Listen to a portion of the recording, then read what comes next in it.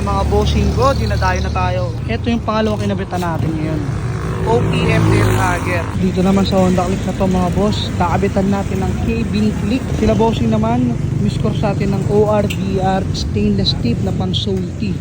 Ito yung bagong design. Baga pa lang pero bakbakan na. So dito mga boss, ayan, tatlo yung kinakabitan natin ngayon. Itong Aerox B2, kakabitan natin ng Kinochi 5. Ayan o, Matic, may discount yan mga boss. Tapos dito naman sa Honda Click, nagkabit tayo dyan ng HUN5. Tapos dito pa sa isang Honda Click, pinakamalakas nating muffler sa talagang best seller. Ayan, K-Bin 5 syempre. Ito pa mga bossing ko, galing pang Batangas yan sila bossing. Saan uli kayo sa Batangas?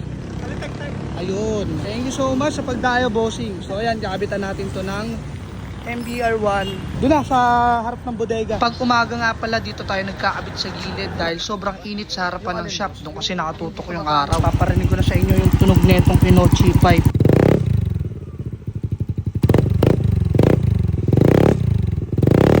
Narinig nyo mga boss, sobrang pogi tumunog lalo na pagka walang silencer.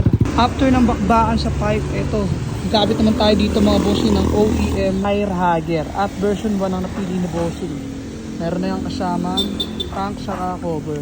At ayun mga bossing ko, na-convince natin si bossing na kumuha ng Kinochi 5. Ayan sila bossing, sarap sila bossing. Discount nila sa atin ay K2B2 stainless. Dapat OEM Air Hager lang ikakabit dito eh. So ayan, kabitan natin yung MBR1 Sniper 155. Gusto ni bossing yung hindi na Apple open. So ayan, binawasan natin yung tunog. At dito naman sa Honda Beat B2, dumayo sa atin yung Insan ko para umiscore ng K-Bin 5. Sobrang bisa niyan Insan ko, promise. Sa sobrang daming nag-walk-in, nakalimutan na natin i-sound check yung K-Bin Beat, pero napaka-solid nun, promise mga boss. After nun, ito may umiscore sa atin ng TRC Power 5 para sa Aerox V3. Siyempre, bigyan natin yan ng kapirasong sound check.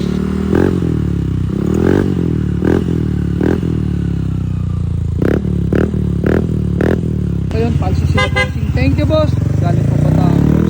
Grabe mga boss. Dinarayo tayo. At dito sa Honda Click mga boss, K-Bin 5 ulit. Grabe, sobrang lakas mo. Pang ilang K-Bin 5 na natin to. At eto na mga bossing ko. Nakabitan natin yung Kinochi 5. Siyempre, bigyan natin ng kapirasong sound check. Ayan.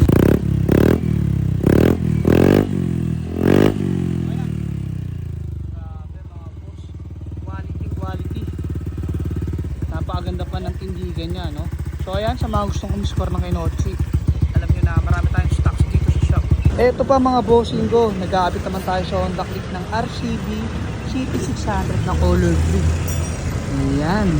Siyempre, pagka CNC mags, bagay na bagay mga boss, ang 260mm na disc. Another K-Bin 5 na naman mga boss.